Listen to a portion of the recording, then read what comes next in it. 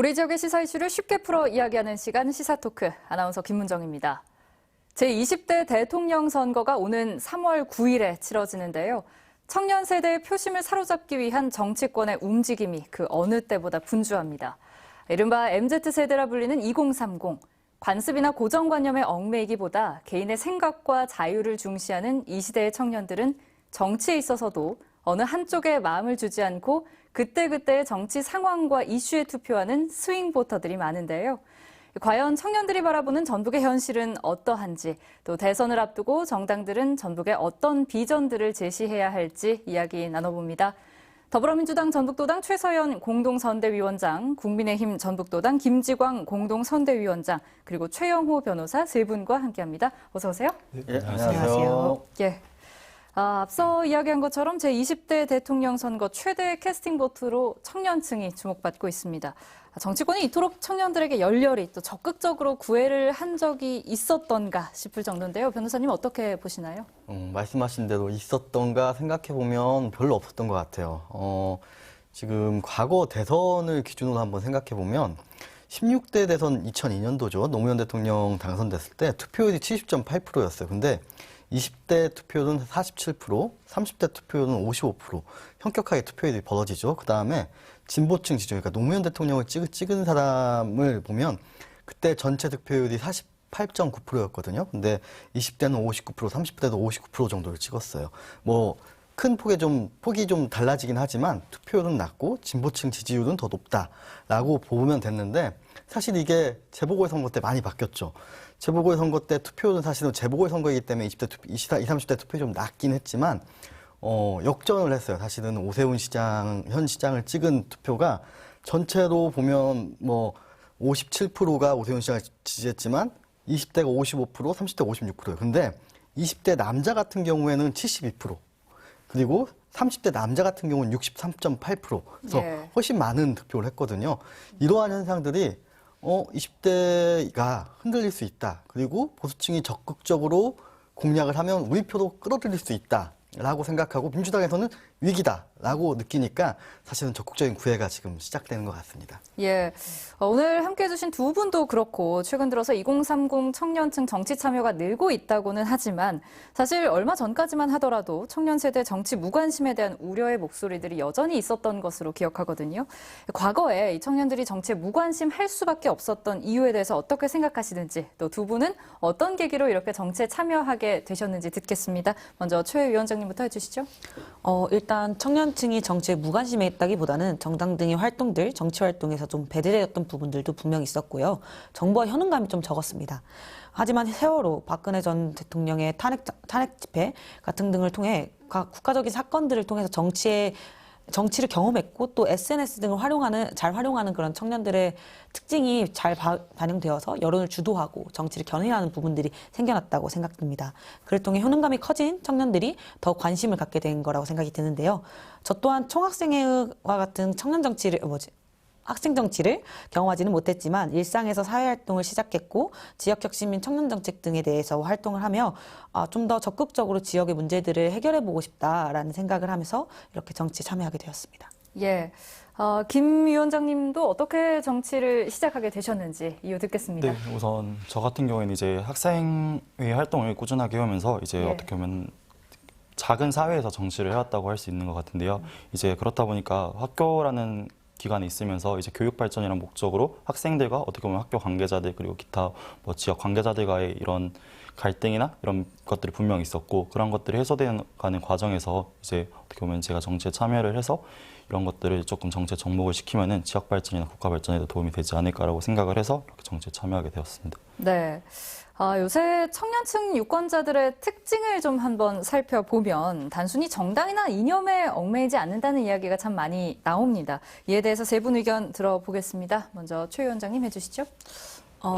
기존의 방식 또는 집단에 얽매이지 않는 세대라고 생각합니다. 그렇게 정당이나 이념보다는 개인의 생각, 상황에 맞게 판단하고 있는데요. 그런 청년 세대의 다양한 생각과 요구에 반응하고 반영하는 세대가 결국에는 승리한다고 생각이 듭니다.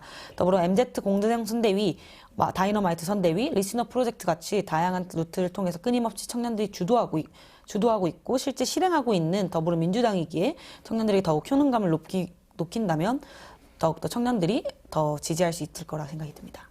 예. 김 위원장님은 어떻게 보세요? 우선 저 같은 경우에는 이제 최서영 위원장님과 조금 반대로 생각이 되는 게 청년들의 욕구는 이제 청년들뿐만 아니라 사회의 욕구가 다양해졌다고 저는 생각을 하고 있어요.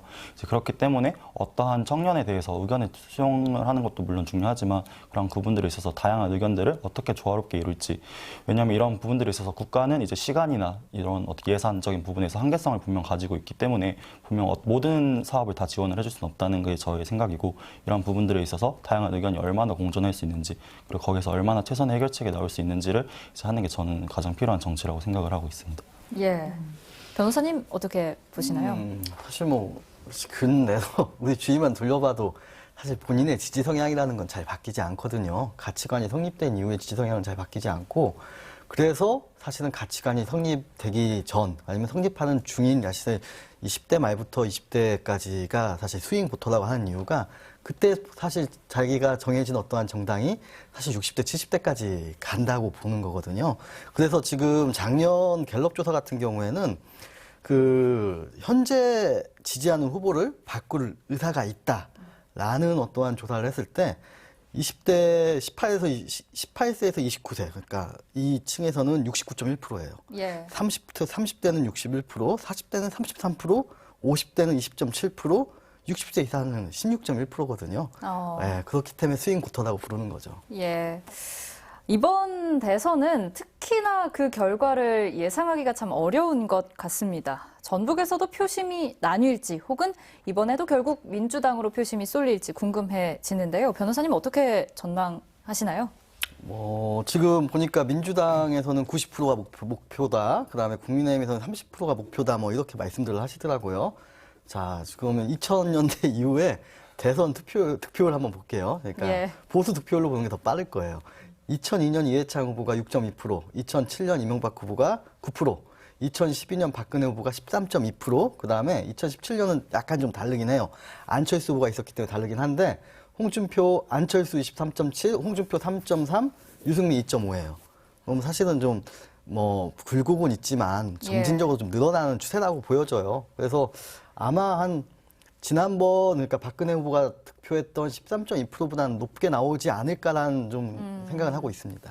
예, 두 분은 지금 현재 당직을 맡고 계시잖아요. 내부의 분위기가 어떤지 또 어떻게 될 것 같은지 물론 그 결론을 내시는 게 예상은 갑니다만 여쭤보겠습니다. 먼저 김 위원장님 먼저 해주신다면요. 네, 우선 아까 변호사님께서 말씀해 주신 것처럼 이제 점진적으로 증가하고 있는 추세에 대해서도 저희도 긍정적으로 생각을 하고 있고 그렇기 때문에 저희도 이번에 30%라는 목표를 이제 준비를 하게 되었는데요.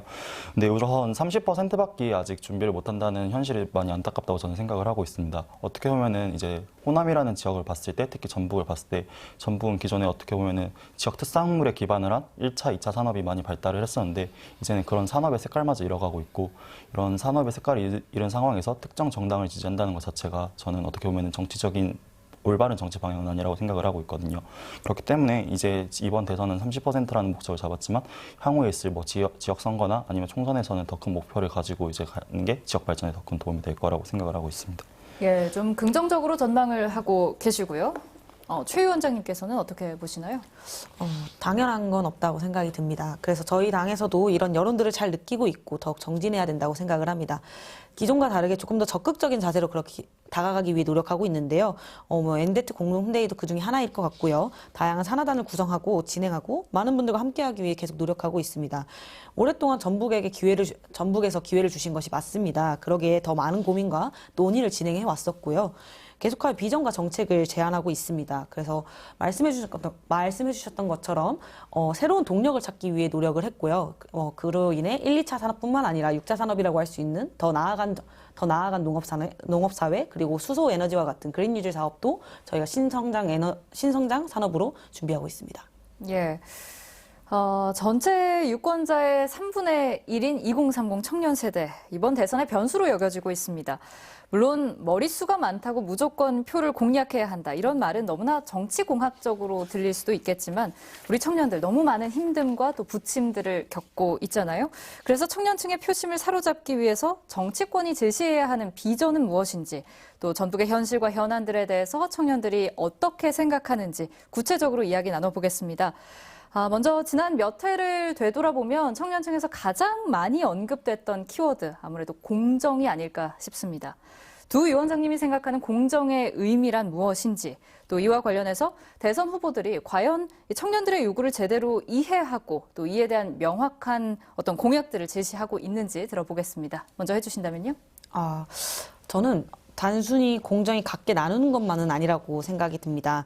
저는 흑수저, 금수저와 같이 타고난 계급을 벗어날 수 없는 기회가 많지 않았다고 생각이 드는데요. 주어진 기회들이라고 해봤자 수능, 공무원 시험, 변호사 시험 등의 대부분 시험후 형태로 제공되었습니다. 하지만 같은 시험지 앞에 쓴다 해서 그것이 공정이라고 생각이 들지 않고 그것이 경쟁이라고 생각이 듭니다. 그러기에 이재명 후보님은 출마 선언문에서 우리의 저성장으로 고통받는 것은 불공정과 불평등 때문이다라고 이야기한 만큼 공정에 대해 큰 초점을 두고 계십니다. 저희 청년뿐만 아니라 사회 위기 전체가 불공정에서 온 것을 해결하기 위해 다양한 것들을 계획하고 계시는데요. 단순한 공정의 회복 자체가 단순한 윤리적인 가치로서에 그치는 것이 아니라 과열된 경쟁을 교정하고 시장에서 발생하는 부공정을 타파하기 위해서 정부가 적극적으로 개입할 수 있는 제도 마련과 공정성장을 위한 기본소득, 공정수당 등 정책들을 제안하고 있습니다. 더불어 개천에서 용나는 것이 더 이상의 사회의 모범적인 사례가 되지 않도록 굉장히 다양한 교육 정책들을 통해 기회의 사다리도 놓고 있는데요. 촘촘히 놓이는 다양한 대책들로 인하여 이런 공정의 의미가 다시 되살아날 거라고 생각이 듭니다. 예, 어찌 보면 경쟁에서 살아남게 해주기 위해서 어떤 그물망을 더 촘촘히 짜야 한다, 이런 말씀이셨던 것 같고, 또 김 위원장님은 어떻게 보세요? 우선 저 같은 경우에는 조금 다른 의견을 말씀을 드리고 싶은 게, 제가 생각하는 공정은 어떻게 보면 경쟁이 필수적인 요소라고 생각을 하고 있습니다. 왜냐하면 사회의 자원은 한정되어 있기 때문에 그거를 분배하는 과정에 있어서는 분명히 이제 결국 경쟁이 필요하게 되고, 이거는 인간뿐만 아니라 모든 자연의 이치라고 저는 생각을 하고 있습니다. 근데 이러한 경쟁 과정에서 가장 필요한 것은 이제 내가 잘한 만큼 성공을 인정받아야 하고, 그리고 실패한 만큼 못한 만큼 실패를 인정하는 게 저는 가장 중요한 공정이라고 생각을 하는데요. 말씀해 주신 것처럼 모든 사람이 출발선은 다를 수 있습니다. 개인의 환경이 다를 수도 있고 어떤 분야에 대한 능력이 다를 수도 있습니다. 하지만 이제 더 이상은 시험이나 이런 것들에 대해서 굳히지 않고 다양한 분야에서 경쟁이 필요하다고 생각을 하고 있습니다. 문화예술에 관련돼 있어서도 이제 체육이나 이런 활동들을 했을 때도 분명히 개인이 능력을 가질 수 있고 그분에 대해서 더 좋은 능력을 보여주면서 국가적으로도 세계적으로도 위상을 떨칠 수 있는 많은 사례들이 보여줬던 만큼 이제 더 이상 시험이 아니라 다양한 분야에서 자기가 하고 싶은 일을 하고 그 하고 싶은 거에 대해서 원하는 성과를 얻는 게 저는 가장 필요한 공정의 길이라고 생각을 하고 있습니다. 예, 변호사님 생각은 어떠세요? 예. 이제 각 그 공정의 화두를 얘기하는데, 저는 개인적으로는 이제 2010년 이후에는 이 세대 간 갈등의 문제는 형평의 문제라고 보거든요. 사실은 이 세대 사이에 어떠한 그 급여나 직업 안전성이나 그다음에 취업의 가능성이 너무나 많이 벌어져 있어요. 이런 것들이 사실 노년에 가면 연금까지 이어져 있는 부분인데, 사실 지금 청년층이 연금 문제를 했을 땐 가장 중요한 문제는 형평이거든요. 누구는 사실은 지금 노년층이나 지금 중장년층은 일을 내고 일을 받는데, 지금 사실은 청년층이나 지금 저 연령층은 일을 내고 일을 못 받을 가능성이 있다는 게 되게 두려움을 떨고 있거든요. 사실 이런 어떠한 형평의 문제를 어떻게 보여야 될까? 저는 사실은 공정은 여러 가지 의미로 다를 수 있는데, 저는 세대 간 갈등의 문제의 핵심은 좀 형평이라고 보고 있습니다. 네. 최근 젠더 이슈 관련한 논란도 굉장히 뜨겁잖아요. 물론 자칫 소모적인 논쟁이 될 여지가 있어서 이런 지금 대선의 시기에 신중할 필요는 있어 보이는데, 최근 각 후보들이 보인 행보에 대해서 어떻게 생각하는지, 또 조금 더 성숙하고 생산적인 논의로 발전시켜 나갈 준비는 되어 있다고 보는지 묻겠습니다. 먼저 김 위원장님 해주신다면요. 네, 아마 이 부분에 대해서는 저희 당에 가장 많은 일이 있었던 것 같은데 예. 아마 이제 현재는 어느 정도 자리를 잡고 정착화되면서 이제 최근에 이제 뭐 여성가족부 폐지에 대한 공약이 발표되기도 했었는데요. 저는 이 부분에 대해서 이제 조금 긍정적으로 보는 이유가 이제 뭐 양성평등에 대한 문제에 대해서 이제는 개인의 평등으로 발전을 해야 될 시기가 아닌가라고 생각을 하고 있습니다. 기존에 차별받던 게 여성이라는 이유에서 여성가족부가 만들어졌었지만 현재는 여성이라는 이유는 차별은 더 이상 불필요한 부분이고 있어서는 안 될 일이라고 만든 사회적 분위기를 조성하기 위해서는 여성이 아니라 개인의 차별을 이제 조금 더 하고 개인의 권익을 올려주는 걸로 발전을 해야 될 필요가 있다고 저는 생각을 하고. 예, 여성보다는 개인의 차별에 좀 더 방점을 둬야 한다. 이렇게 얘기해 주셨는데요. 최 위원장님 어떻게 보세요? 무엇보다 잘못된 지점은 쉬쉬하는 분위기라고 생각이 듭니다. 예를 들어 젠더 갈등을 보거독에 비유하는 경우가 있는데요. 어떻게 젠더의 문제가 전문가의 영역일 수 있는지 모르겠습니다. 하물며 집에서도 일어나는 것이 젠더 갈등이고 모두가 경험하고 있는 일인데요.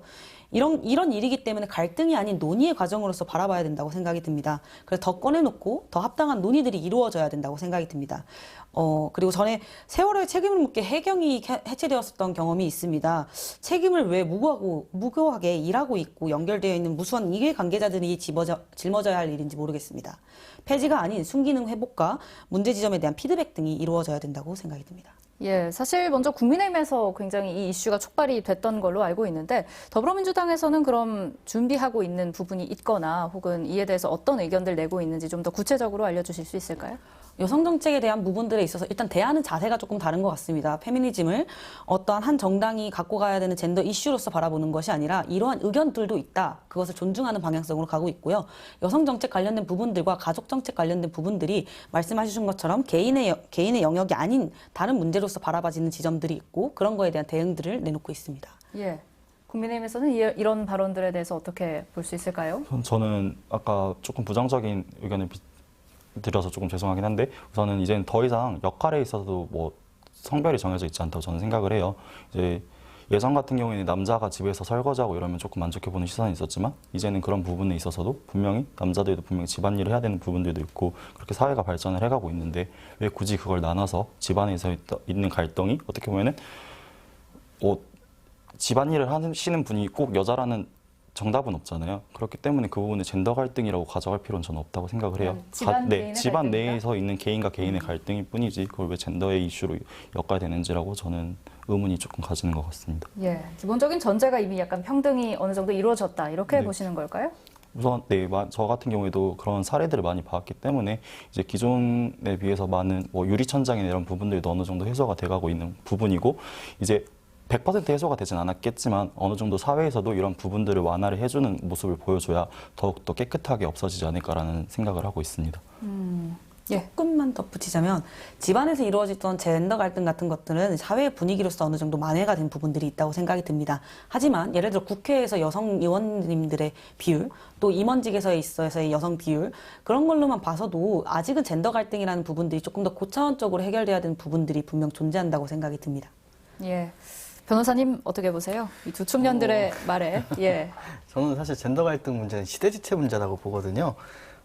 그러니까 시대별로 우리가 사실 압축 성장과 급격한 변화를 겪으면서 시대별로 젠더 갈등이나 여성에 관한 관점들이 너무 많이 달라진 거죠. 사실 이 부분을 가장 좀 극명하게 이 모순된 어떤 상황에 대한 얘기를 이재명 후보가 얘기했던 것 같아요. 남성 청년들 사이에서 군대 가야 하는데 차별받고 있다. 공무원 시험, 자격 시험에서도 뭐 다 밀린다. 라는 주장이 사실 일리가 좀 있다. 근데 우리 사회 전체로 여성이 차별받은 것도 사실이다. 라고 이 모순적 상황을 얘기를 하거든요. 그럼 사실 지금 이 젠더 갈등의 핵심 키워드는 지금 이대남하고 여성가족부 폐지였던 것 같아요. 근데 지금 20대가 느끼는 건 사실 50년대, 60년대를 거치면서 그때는 여성의 순결 의무, 정조 의무라고 성적 객체로 인식을 했고 제가 자라왔던 80년대, 90년대만 해도 부엌에 가면 안 된다. 남자는 부엌에 가면 안 된다. 여자는 결혼하면 직장에 다니면 안 된다. 뭐 이런 얘기했고 대학 진학률, 취업률, 그 다음에 뭐 공무원 임용률, 뭐 아니면 고위공무원 행정고시 뭐 임용률 이런 거만 봐도 현격하게 차이가 났는데 지금 제가 많았던 지표들 중에 지금 현재 상황에서 지표가 차이 나는 게 없어요, 사실은요. 예, 아마 이제 고위공직자나 뭐 국회의원이나 이런 것들이 그 세대 지금 50대, 60대 세대에서는 차이가 나겠지만 지금 현재 20대, 30대 세대가 50대, 60대 됐을 때 차이가 날까? 저는 별로 차이가 안 날 거라고 생각을 하고 있거든요. 어떤 사회적인 시기의 부분에 있어서. 이게 시대의 차이여서 시대 지체의 문제인 건데 여기서는 지금 20대, 30대 현재의 얘기를 하고 있는데 사실 과거의 얘기를 하고 있기 때문에 저도 서로 다른 말을 하고 있다고 보여져요. 그러니까 지금의 20대, 30대가 하고 있는 얘기는 현 이제 중장년 역차별을 층에서의 받고 있다. 얘기. 이런 얘기를 하고 있고 지금도 여성이 피해를 보고 있다라고 하는 건 사실은 그 50대, 60대가 본인 세대에서 느꼈던 얘기이겠죠. 그런 것들을 답습하고 있다라고 본다. 예, 또 하실 말씀이 있으신지. 20, 30대들이 확실히 여성분들이 많은 교육을 받았고 많은 기회들을 같이 나누고 있습니다. 그것은 여성이기 때문이 아니라 모두가 공등한 기회를 갖고 있기 때문이라고 생각이 드는데요. 그럼에도 불구하고 20대들이 계속 나아가는 데 있어서 자신들이 나아가는 데 있어서 유리장벽이나 이런 것들에 대한 고민들을 계속하고 있고 더불어서 출산이나 육아 관련된 부분들에서도 고민을 하고 있습니다. 그렇기 때문에 여성가족부는 가족이라는 이야기가 같이 들어가 있는 부분이 있는 건데요. 이게 어쨌거나 아직까지 존재하는 여성분들에 대한 책임감, 여성분들에게 가계에 대한 책임감들이 작용하는 부분이 분명히 있다고 생각이 듭니다. 그로 인해서 비혼주의나 기타 등등의 다양한 주의들이 나타나고 있는 부분들이 있는데 그 또한 존중되어야 되는 부분이고요. 다양한 가족의 형태를 인정하는 부분들도 필요하다 생각이 듭니다. 예, 좋습니다. 다음 현안으로 넘어가 보도록 하겠습니다. 이번 정권의 가장 큰 난제, 아무래도 부동산이 아니었을까 싶은데요. 부동산 가격이 치솟으면서 청년들이 주식이나 혹은 비트코인 같은 자산 투자에 몰리는 현상이 나타나기도 했습니다. 먼저 부동산 시장을 바라보는 청년들의 입장은 어땠을지 이야기 들어보겠습니다. 먼저 최 위원장님 해주시죠. 네, 실제로 제 주위에서도 참 20살부터 벌써 집 걱정하는 친구들이 정말 많습니다. 미래의 큰 불안으로 자리 잡고 있는 부분인 건데요. 어떻게든 자산을 마련해보고자 하는 움직임들이 계속 있습니다. 그래서 흔히 막차를 탄다라고 이야기할 정도로 맹목적으로 달려드는 부분들이 있는데요. 하지만 현재 그런 분위기와 여러 요인들이 결합되어서 부동산 시장이 굉장히 많은 거품이 끼고 불안정한 상태라고 생각이 듭니다.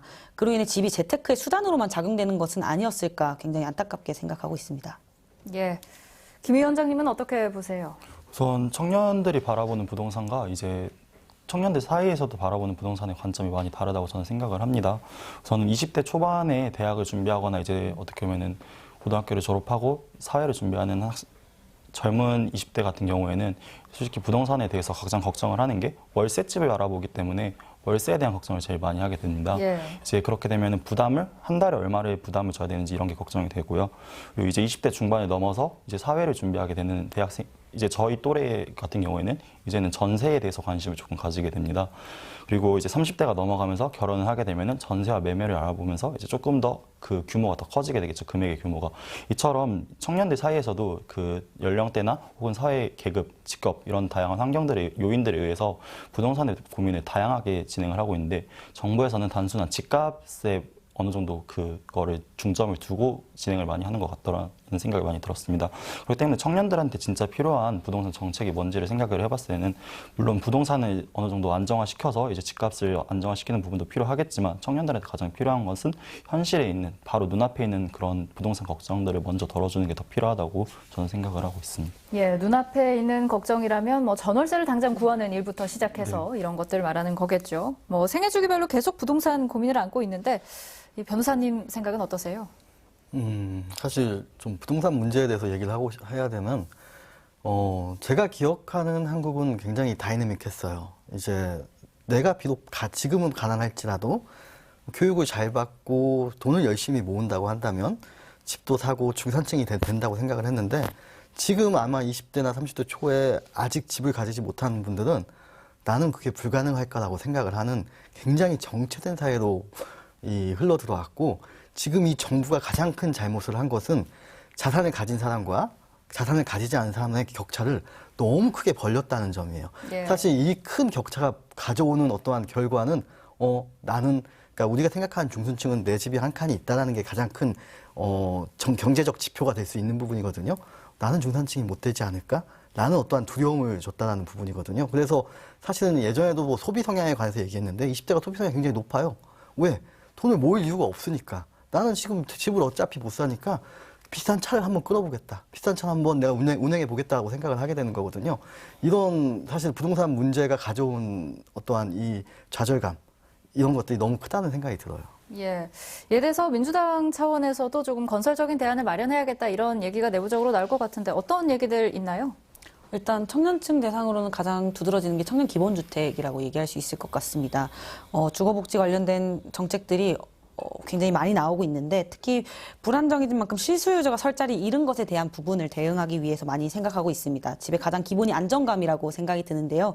이런 안정감을 회복할 수 있는 것이 청년 기본주택이라고 생각이 듭니다. 더불어 현재 부동산의 불균형을 바로잡기 위해 실수요자의 보호를 위한 제도 개편 그리고 전담기구 개설 등을 이야기하고 있고요. 현재 부동산 투기로 바라보고 있기 때문에 현재 부동산 투기를 좀 바로잡을 수 있을 거라는 기대가 있습니다. 어떤 제도적인 차원에서 만약에 이제 대선 관련해서 네. 이재명 후보가 대통령이 된다면 그런 공약들을 좀 더 구체화하겠다, 실현하겠다 이런 네, 그렇죠. 말씀이신 거겠죠? 네, 맞습니다. 예. 그렇다면 이 국민의힘 입장에서는 이 기존 정책들이 갖는 한계나 문제점들을 먼저 파악할 수밖에 없을 것 같은데 어떤 것들 있다고 보시는지요? 우선 이제 뭐 전세 대출이나 이런 부분들에 있어서도 다양한 부분들이 이제 진행이 되고 있는데 아마 이런 부분들에 있어서 가장 큰 문제점은 청년들이 가진 접근성이었다고 저는 생각을 하고 있습니다. 접근성이요? 네. 예. 근데 대출을 하게 되더라도 이자에 대한 걱정이 분명히 있게 될 거고 이자랑 월세를 비교했을 때도 솔직히 그렇게 큰 차이가 없습니다. 지역에 따라 조금 차이는 있겠지만 예를 들어 청년 전세 대출을 받아서 2% 이자나 3% 정도, 2% 정도 이자를 내게 되면은 거의 한 달 월세, 거기에 관리비를 추가하고 기타 비용을 추가하게 되면 거의 한 달 월세와 맞먹는 금액이 되거든요. 그렇게 되면 전세를 살게 되면서도 월세와 같은 부담이 또 지고 있는 건데 예. 이러한 부분들에 있어서 조금 개선이 필요하지 않나라고 저는 생각을 하고 있습니다. 예, 그렇다면 국민의힘 입장에서는 만약에 뭐 윤석열 후보가 대통령이 된다면 어떤 실효성 있는 정책들이 청년들을 위해서 제시되어야 한다고 보고 있는지요? 우선 저는 말씀드린 것처럼 이자에 대한 걱정을 우선 덜어줄 필요도 많이 있다고 생각을 하고 있고 그리고 가장 중요한 것처럼 기본 주택에 대한 공급도 물론 좋지만 이제 청년들은 우선 아마 사회적으로 변해가는 모습이 저는 이런 부분이라 생각을 하는 게 한 집에 있어서 기존에는 오래 사는 게 집에 좋다고 생각을 하고 오래 사는 경향들이 많이 있었지만 기존 이제 바뀌는 청년들은 한 집에 오래 살지 않는 경우가 많이 있거든요. 이제 뭐 집뿐만 아니라 모든 소비 성향에 있어서 이제 소비 성향 이런 소비 주기가 빨라지고 있는 추세이기 때문에 기본 주택도 중요하지만 이런 변화에 대해서 어떻게 대응할지에 대해서 먼저 선제적인 조치를 가지고 그 다음에 기본 주택에 대한 정책을 마련하는 게 저는 맞다고 생각을 하고 있습니다. 예, 변호사님은 어떻게 생각하세요? 지금 사실 한번 복기를 한번 해봐야 돼요. 집값 정책, 그러니까 부동산 정책에서 무엇이 잘못됐나 한번 생각을 해보면 제 생각엔 그래요. 그 집값을 바라보는, 부동산을 바라보는 어떠한 두 가지 정책이 있을 거예요. 하나는 주거 안정이에요.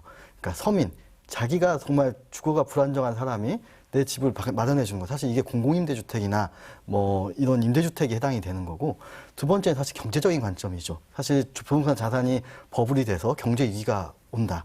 뭐 이런 입장에서 버블을 관리하는 입장인 경제적인 관점인 건데, 사실 이걸 혼용을 했어요. 마치 강남 집값이 20억에서 30억이 되는 게 주거 안정과 관련이 있다고 생각을 하는 거죠. 사실 강남 집값이 25억, 30억이 된다는 건 서민의 주거 안정과는 전혀 관련이 없는 일이거든요. 이런 어떠한 이 주거 안정과 어떠한 경제적인 관점에서 부동산 정책이 혼용이 되면서 사실은 거래세 올리고, 그 다음에 보유세 올리고, 그 다음에 담보를 금융 대출을 규제하고, 이런 어떠한 규제 정책들에 의해서 사실은 부동산이 폭발을 했다고 보는 거거든요. 이런 규제의 결과로.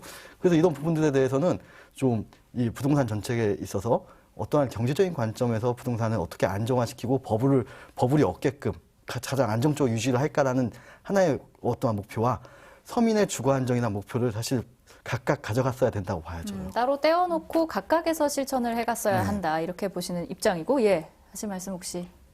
말씀하신 게 너무 동의되는 부분이라서 현재 투기로서 문제가 가장 크다고 생각이 듭니다. 그것을 바로잡는 것에 가장 큰 초점을 둬야 된다라고 생각이 들고요. 그와 더불어서 안정적인 지거의 혜택을 기본주택으로 제공하는 것이 맞다라고 생각을 하고 있습니다. 예. 다음 현안으로 좀 넘어가 보겠습니다. 이게 참 광범위한 질문일 수 있겠습니다만 전반적인 지역 경제 문제와 관련해서는 후보들이 어떤 희망을 약속해야 한다고 보시는지 묻겠습니다. 좀 구체화를 해보자면 경제 문제가 사실 지금 최근 엄청나게 대두가 되고 있는 가운데 우리 지역의 경제 굉장히 심각한 상황이지 않습니까? 이 지역에 사는 청년들로서 어떤 말씀 해주실 수 있을지 들어보겠습니다. 먼저 최 위원장님 해주신다면요. 현재 전 세계가 저성장과 전환의 시대에 도래하고 있습니다. 많은 성장을 해왔던 대한민국 또한 다음 성장 동력을 찾는 것이 굉장히 급선무의 일이라고 생각이 드는데요. 이것이 하나로 이루어지는 일이 아니라 다양한 측면이 고려돼야 되는 부분이라고 생각이 듭니다. 그렇게 어제 이재명 후보님께서 발표하신 555 공책 성장 공약, 코스피 5천 달성, 국민소득 5만 달러, 종합국력 세계 5위를 제시하고 있는데요. 실행을 위해 과학기술, 산업, 교육, 국토 등 4대 전환을 제시하고 있습니다. 이 중에 좀 주의 있게 봐야 된다 생각이 드는 부분이 지역 균형 발전에 대한 부분들이 분명히 있었습니다. 현재 굉장히 많은 인구가 50% 이상의 인구가 10%의 경기권, 수도권에 살고 있습니다. 이것에 대한 해결 문제가 더 이상은 서울과 지역을 위한 문제가 아니라 생존을 위한 국가 전체를 위한 문제라고 이야기하는 것이 저는 가장 주의 있게 봐야 될 부분이라고 생각이 듭니다. 예. 국민의힘 입장에서는 김 위원장님은 어떻게 보시나요? 우선 저는 이제 경제나 복지에 관련해서 이제 모든 이제 현금의 흐름이 조금 선순환돼야 되지 않나라고 생각을 하고 있습니다. 흐름. 네. 예. 우선은 지역 경제를 활성화한다고 해서 뭐 이런 부분들에 있어서 뭐 기본 소득이나 이런 부분들의 정책들이 발전할 필요는 분명히 있다고 생각을 하는데, 저는 우선 그 전에 가장 필요한 게 기본 소득이라는 것은 우선은 이제 뭐 인공지능이나 이런 부분들이 발달을 하면서 이제 AI가 발달을 하면서 근로를 하지 않아도 되는 환경 분야들이 많이 발생을 하고, 이제 근로를 하지 않아도 되는 환경이 된 다음에 이제 필요한 제도가 기본소득이라고 생각을 하는데, 이런 기본소득에 대해서 먼저 실행이 되게 된다고 하더라도 솔직히 지역 경제를 봤을 때 전라북도에서 돈을 받는다고 했는데 솔직히 말하면 쓸 데가 없어요. 돈을 써야 이게 다시 국가로 돌아가고 세금으로 국가로 돌아가고 예. 이제 뭐 기업도 발전을 하고 하는 부분인데, 전라북도에 내려와서 기본소득을 받아도 돈을 쓸 부분이 없기 때문에 이게 선순환으로 이어지지 못한다는 게 문제라고 저는 생각을 해요. 그렇기 때문에 이런 선순환의 구조를 먼저 갖춘 이후에, 그리고 근로에 대한 부분이나 이런 부분들이 해결된 이후에 기본소득이 발전을 하면서 이렇게 국가가 발전해야 되지 않나라고 저는 생각을 하고 있습니다. 예, 그렇다면 이 선순환 구조로 가기 위해서는 전북 내에 굉장히 다양한 인프라가 구축이 되어야 한다, 이런 말로 들리는데요. 혹시 이런 거에 대한 계획들이 국민의힘에 있을까요? 우선은 이제 저희 전라북도 도당 차원에서 이제 생각을 하고 있는 부분이긴 한데, 이제 어떻게 보면은 기존의 사업들을 벗어나서 기존의 사업들을 유지를 하면서도 이제 마이스 사업이라고 해가지고 뭐 컨벤션이나 이런 호텔들을 유치를 하는데, 이런 부분에 있어서 저희가 생각하는 방향은 조금 다르게 생각을 하고 있는 게, 한 지역에 집중을 하는 게 아니라 전라북도에 조금 전체적으로 집중을 하면서 이제 교통 발전을 함께 이끌어야 된다고 생각을 하고 있습니다. 기존에 마이스 산업이 발달했던 싱가포르나 하와이 이런 것들을 봤을 때는 이제 기후가 일정하기 때문에 방문객이 언제나 참여를 할 수 있는 장점이 있는 반면에, 전라북도 같은 경우에는 이제 사계절이 조금 뚜렷하다 보니까 여름에 할 수 있는 사업이 다르고 겨울에 할 수 있는 사업이 다른데, 이런 예. 부분들에서 통일이 되려면 전라북도가 어느 정도 통일성을 가지고 이제 광역적인 그런 망을 가진 상태로 발전을 해야 된다고 저는 생각을 하고 있습니다. 예, 계절에 따른 어떤 산업이 네. 다르다고 하셨는데 그걸 좀 더 구체적으로 설명해 만약 주신다면. 관광 사업에 조금 중점을 두게 돼서 발전을 할 경우에는, 이제 군산 새만금을 중점으로 해서 발달을 할 경우에는 이제 어떻게 보면은 바다에 근처를 했기 때문에 어떻게 보면은 겨울보다는 여름에 조금 더 관광객이 많이 모이게 되지 않습니까? 예. 그러면 3개월이라는 시간 동안 이렇게 많은 공백기가 발생을 하게 되는데, 3계절 동안 이런 공백기를 최소화하기 위해서는 이제 전라북도에는 또 스키장이 존재를 하지 않습니까? 무주 같은 경우에는 여름보다는 겨울에 조금 더 관광객이 많은 편인데, 이러한 부분들에 있어서 조금 광역적인 망을 갖춘 다음에 교통이나 이런 것들에 대해서 조금 긍정적인 변화를 이루어준다면은 이제 어느 정도 숙박은 새만금에서 사계절을 해결하면서 사계절 전라북도를 왔다 갔다 하면서 다양한 컨셉의 여행을 즐길 수 있는 그런 방향으로 발전하는 것도 저는 필요하다고 생각을 합니다. 예, 어쩌면 들르는 곳이 아니라 머물 수 있는 곳으로 만들어 가야겠다라는 차원에서 관광 산업, 또 컨벤션 산업, 그러기 위해서 교통의 발전, 이런 거 얘기해 주셨는데요. 더불어민주당에서도 조금 구체적인 안들이 있을까요? 일단 조금 동의하는 부분과 동의하지 않는 부분이 있어서 조금 말씀을 드리고 싶은 부분이 있는데, 제가 지역에서 정착 프로젝트를 한 3년간 진행하면서 가장 문제되었던 부분이 인프라였습니다. 인프라가 한순간에 생겨나지 않는 문제이기 때문에 그런 부분들을 해결하기 위해서라도 기본소득이 필요한 부분인데요. 이런 기본소득이 지역에 풀어지는 부분도 분명 필요하고, 더불어서 그런 청년들이 성장할 수 있는 자금으로서 인터넷이나 기타 등등의 다양한 컨텐츠를 소비하는 데도 사용되어야 된다고 생각이 듭니다. 또한 다음 성장으로서의 발판으로서 생각하셨던 산업이 마이스 산업이라고 하시는데 저 또한 마이스 산업에 종사하는 사람으로서 다양한 방식의 마이스가 지역에 필요하다고 생각이 듭니다. 말씀하셨던 것처럼 컨벤션이나 기타 등등의 좀 광역망에서 올 수 있을 만한 교통권을 확보하는 것들도 분명 필요하고요. 그로 인해서 교통권이 해결이 되면 많은 분들이 찾을 수 있고 많은 분들이 찾을 수 있었을 때 저희는 분명 즐길 수 있는 거리가 많은 곳이라고 생각이 듭니다. 그랬을 때 이런 즐길 수 있는 거리가 계속되기 위해서는 문화기에 관련된 부분들에서 인재 양성에 대한 필요성 그런 부분들에 조금 더 초점을 두고 있고요. 사계절을 떠나서 어쨌거나 제조업이나 저희가 계속 갖고 오고 있던 농업사회 부분 그리고 더 나아가서는 그린 뉴딜에 관련된 부분들을 저희는 제안하고 있습니다. 새만금이 단순한 관광지가 아니라 그린 뉴딜의 요충지로서 작용할 수 있도록 저희는 노력하고 있습니다. 예, 미래 산업까지도 다 아우를 수 있어야 한다. 이런 말씀 해주신 것 같고요. 변호사님 어떻게 보세요? 뭐 이제 구체적인 얘기들은 각 정당이나 각 후보들이 얘기하시면 될 것 같고 제 생각에는 사실은 이제 경제 정책의 핵심은 오늘보다 나은 내일이에요. 사실 뭐 이제 구분을 해야 될 게 이 경제 정책과 이제 사회 안정망, 복지 정책을 구분을 해야 되고 이 경제 정책이라는 건 사실 성장을 기반으로 우리가 어떻게 더 성장할 수 있고 어떻게 신산업을 더 발굴해서 키울 수 있을까를 얘기를 해야 되는 건데 이제 거기서 이탈하는 사람들을 최소한의 어떠한 인간다운 생활을 할 권리를 보장하는 게 복지 정책이고 거기서 이탈하는 사람을 다시 재진입할 수 있도록 하는 게 사회 안전망 정책이거든요. 이걸 조화롭게 나가야 되는데 사실 우리가 지금 새로운 어떤 신산업 이런 얘기가 먼저 우선 선행돼서 얘기를 한번 나눠야 먼저 이런 것들 적극적으로 좀 얘기를 해야 될 것 같아요. 그러니까 미래 신산업보다 이제 기본적인 안정망 구축에도 더 좀 노력과 관심을 기울여야 한다? 그건 부차적인 얘기라는 거죠, 사실. 그건 부차적인 얘기다. 예, 알겠습니다. 일자리 문제 역시 청년들에게 절실한 부분인데요. 특히 일자리 양극화로 인한 고질적인 지역별 격차는 전북에 사는 청년들이 그 누구보다도 더 많이 체감하고 또 힘들어하는 부분일 것 같습니다. 기존의 일자리 정책들이 가는 한계와 문제점 어떤 부분들 지적할 수 있을까요? 먼저 김 위원장님 말씀해 주신다면요. 우선 기존에 가진 일자리 정책들에 관련해서 뭐 이제 일자리 질이나 숫자에 관련된 얘기가 많이 나오는 것 같습니다. 근데 이제 아마 가장 필요한 부분들은 이제 청년들이 하고 싶은 게 뭔지를 가장 모르는 게 가장 큰 문제라 우리 사회의 문제라고 저는 생각을 합니다. 예. 이제 뭐 단순한 노동에 대해서도 이제 3D 업종에 대해서는 종사하기 싫거나 1, 2차 산업에 대해서는 종사하기 싫은 경우가 많이 있는데 이러한 것들을 넘어서서 이제 어떤 산업이든 어떤 분야에든 상관없이 할 수 있는 환경을 만들어주고 도전할 수 있는 환경들을 만들어주는 일자리 정책이 이제 선행시 돼야 되는데 그런 것들이 아니라 이제 하고 싶은 게 없는 사람에 대해서도 그냥 일자리가 이런 것들이 있으니 이런 것들을 해서 확인을 해라 이런 수준밖에 아직 저는 안 되고 있다고 생각을 해요.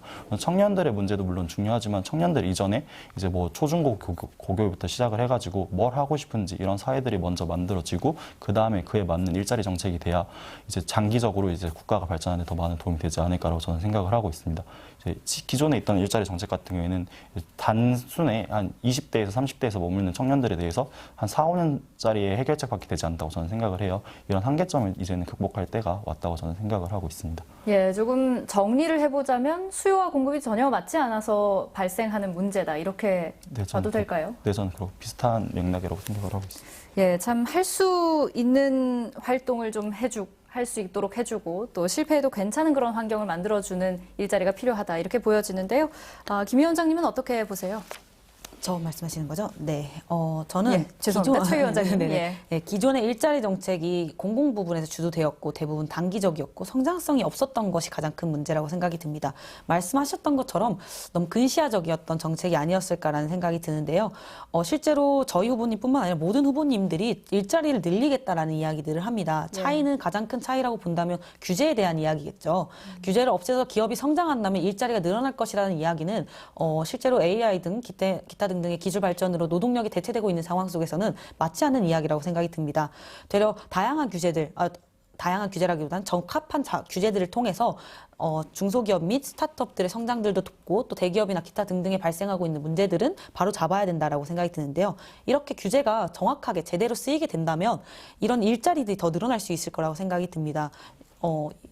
예를 들어 이 예시를 써도 되는지 모르겠지만 근로시간 100시간 합의를 통해서 증가시켜라라는 문제는 일의 능력치를 활용을 많이 한다기보다는 노동의 질을 떨어질 수 있는 문제이고요. 그런 100시간을 되려 다른 청년들이 성장할 수 있는 기회로서 제공하는 것이 맞다고 생각이 듭니다. 예, 어떻게 보면 보호 차원의 규제는 반드시 필요하다. 법과 제도가 적확하게 쓰여져야 한다 이런 말씀으로 들립니다. 맞습니다. 변호사님은 어떻게 생각하시나요?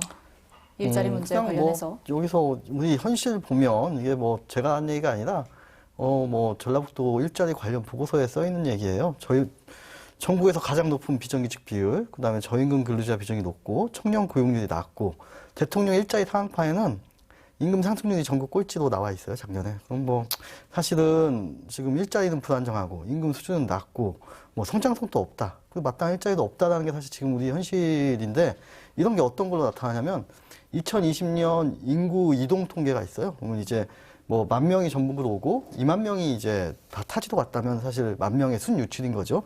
작년 같은 경우에 8,494명이 나갔어요. 이 주민등록상. 근데 여기서 보면 20대만 8,872명이 나갔어요. 예, 대부분이군요. 네, 그러니까 예. 오히려 다른 연령대에선 더 들어왔다는 거죠. 10대에서 39세까지는 1,853명이 나간 거예요.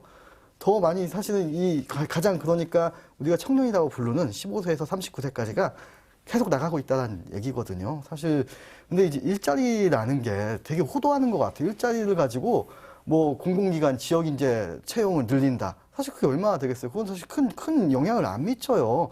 여기서 대학 나온 사람, 대학원 나온 사람이 영향을 미치는 거고, 실제로 여기에서 진짜로 일을 하고 싶은 사람들에게 중요한 거는 중위소득. 그러니까 200에서 400만 원 정도 사이의 중위소득을 받는 일자리가 몇 개나 늘어나는지 이걸 확인을 해야 되는 건데, 이건 공무원, 공공기관, 그 다음에 뭐 이런 걸로서 늘어나는 것들이 아니거든요. 그래서 이런 부분을 어떻게 늘릴지를 고민해야 되는 게 사실은 일자리 정책이에요. 예, 좋습니다. 이렇게 지역 격차에 대해서 이야기를 하면 교육 문제도 빼놓을 수가 없습니다. 전라북도의 경우에 수도권 등과의 지역 격차는 물론이고 지역 내에서의 격차도 상당한 것으로 알고 있는데요. 전북에서 교육을 받았던 입장에서 심각성이나 문제의식 느끼고 계신지 또 앞으로 어떤 대책들이 필요할지 이야기 들어보겠습니다. 먼저 변호사님, 늘 청년의 마음으로 여러 이슈들을 대변해 오셨는데 오늘은 좀 라떼는 이야기를 들어봐야 할 것 같습니다. 변호사님 공부하실 때 그리고 아이들 키우면서 생각하게 되는 요즘의 전북 교육 어떻게 보시나요? 그러니까 이게 대학 교육이 있고 초중등 교육이 있을 텐데, 예. 일단 초중등 교육을 예로 들면 제가 사실은 80년대, 그러니까 우리 선생님들이 제 학교 다닐 때 이제 그런 얘기를 해요. 80년대 초중반에 우리 학교에서 서울대를 뭐 50명 갔다, 뭐 이런 얘기를 해요. 근데 저희 때가 2000년인데 그때 아마 저희 선배에서 한 10명을 갔다고 했어요. 와, 많이 갔다 막 이런 얘기를 했어요. 근데 지금 제가 학교 선생님한테 얘기를 들어보니까 한 3년에 한 명 가면 엄청 잘하는 거래요.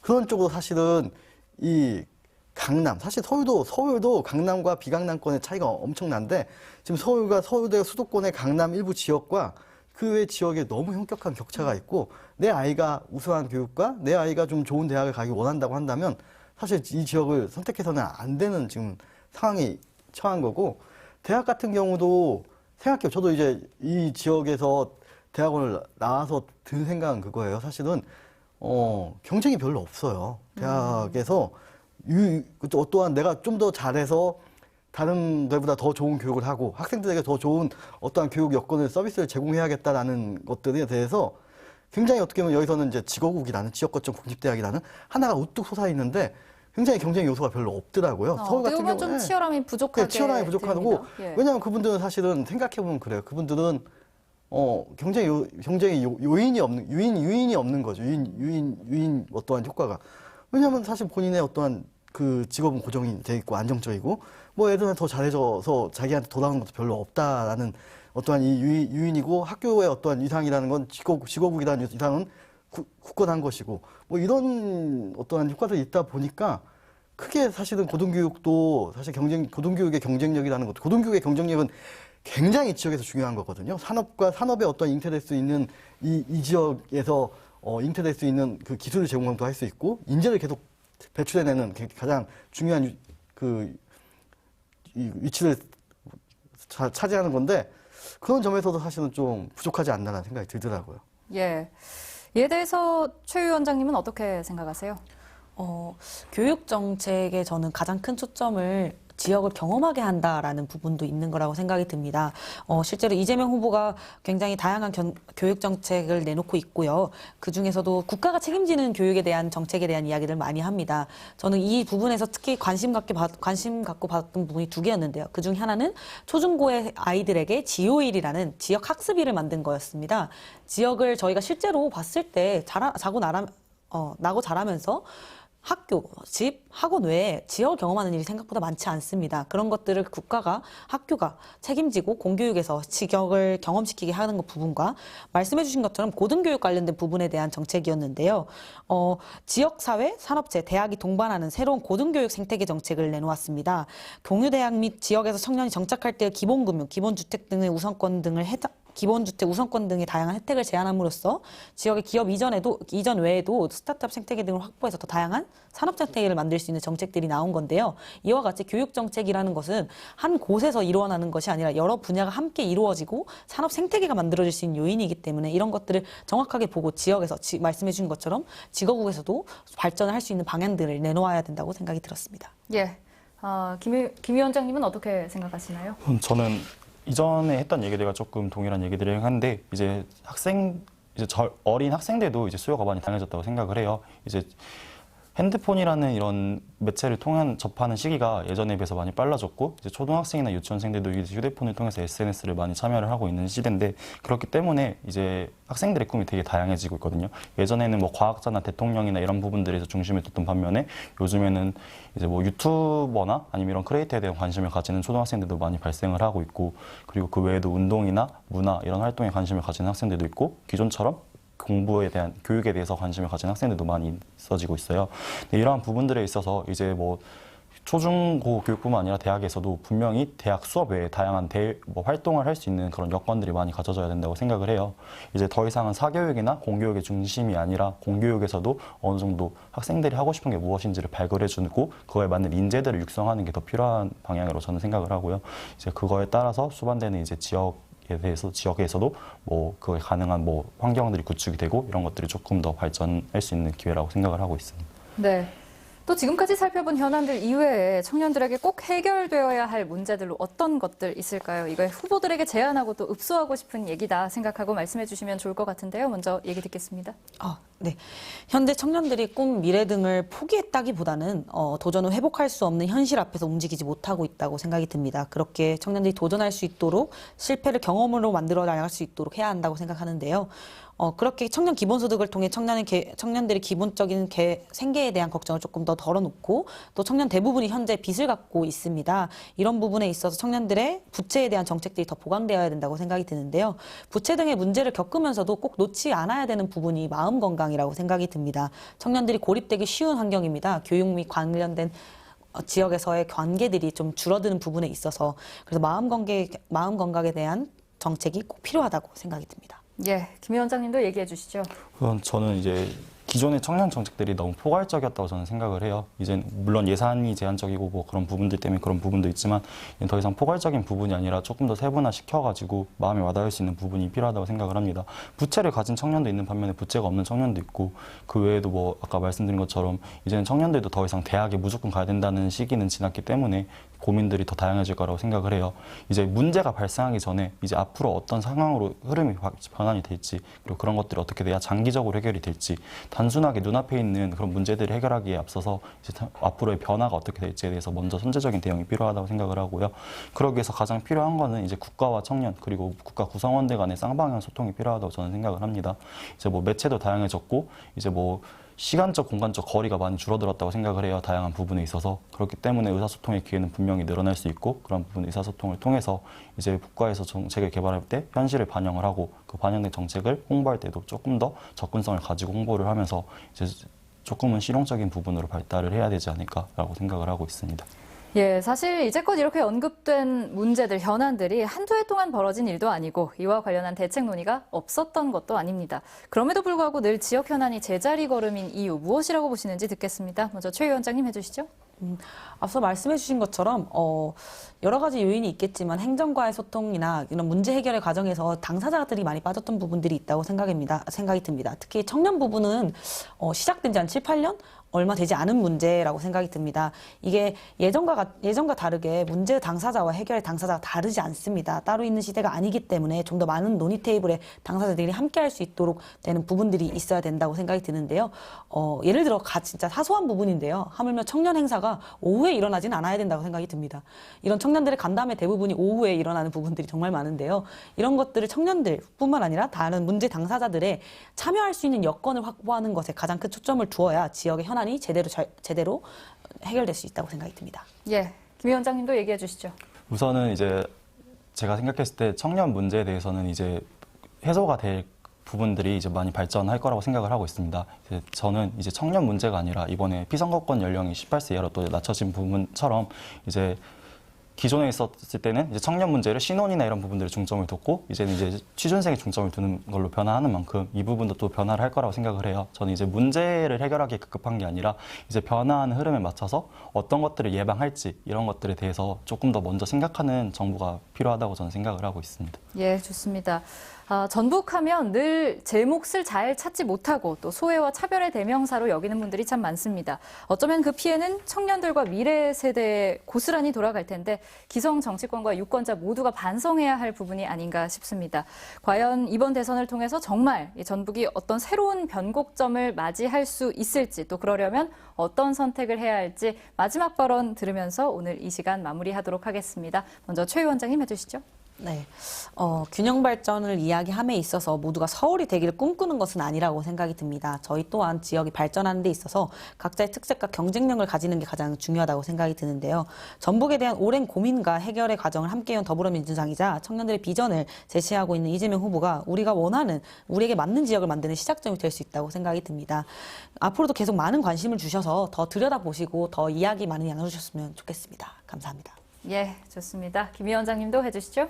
네, 우선 전북의 그간 산업들은 많은 한계점을 가져오고 이제 문제를 경험해 왔었는데 이제는 그런 부분들이 아니라 나아가는 상황에 있어서 비전을 제시하고 한계점을 가진 부분이 아니라 이제 한계점을 극복하고 이제 오랫동안 지속될 수 있는 지속 가능한 발전이 필요하다고 생각을 합니다.